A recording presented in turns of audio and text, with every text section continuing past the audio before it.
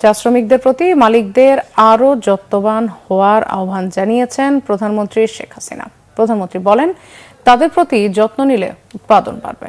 এখন পর্যন্ত 13টি জাত উদ্ভাবনের কথা জানিয়ে চা উৎপাদন বাড়াতে গবেষণার উপর গুরুত্ব আরোপ করেন প্রধানমন্ত্রী।